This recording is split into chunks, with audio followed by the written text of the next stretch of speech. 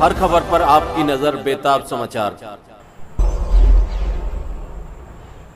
आज 15 अक्टूबर है और 15 अक्टूबर 1931 को धनुषकोडी गांव रामेश्वरम तमिलनाडु में एक मध्यम वर्गीय परिवार में, मुस्लिम अंसार परिवार में एपीजे अब्दुल कलाम का जन्म हुआ। इनके पिता जैनुल आबिदीन ना तो ज़्यादा पढ़े लिखे थे, ना ही पैसे वाले थे। इनके पिता मछुआरों को नाव किराए पर दिया करते थे।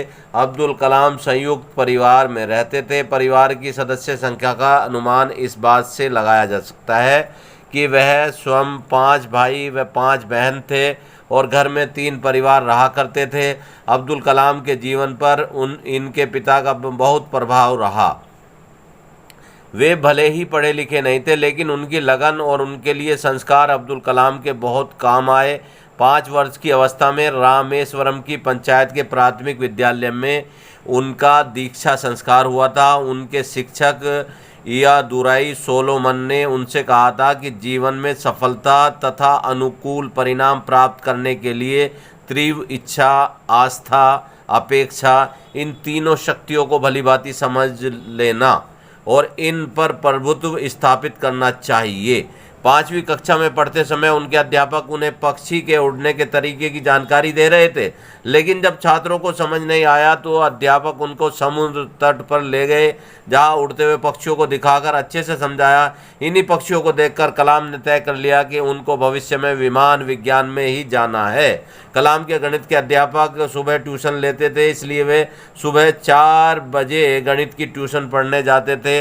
अब्दुल कलाम ने अपनी आरंभिक शिक्षा जारी रखने के लिए अखबार वितरित करने का कार्य भी किया था। कलाम ने 1950 में मद्रास इंस्टीट्यूट ऑफ टेक्नोलॉजी से अंतरिक्ष विज्ञान में स्नातक की उपाधि प्राप्त की है। स्नातक की उपाधि होने के बाद उन्होंने हावरक्राफ्ट परियोजना पर काम करने के लिए भारतीय रक्षा अनुसंधान एवं विकास संस्थान में प्रवेश किया। 1962 में वे भारतीय अंतरिक्ष अनुसंधान संगठन में आए, जहां उन्होंने सफलतापूर्वक कई उपग्रह प्रक्षेपण परियोजनाओं में अपनी भूमिका निभाई। परियोजना निदेशक के रूप में भारत के पहले स्वदेशी उपग्रह प्रक्षेपण यान SLV-3 के निर्माण में महत्वपूर्ण भूमिका निभाई, जिससे जुलाई 1982 में रोहिणी उपग्रह सफलतापूर्वक अंतरिक्ष में प्रक्षेपित किया गया। आज एपीजे अब्दुल कलाम साहब की जन्म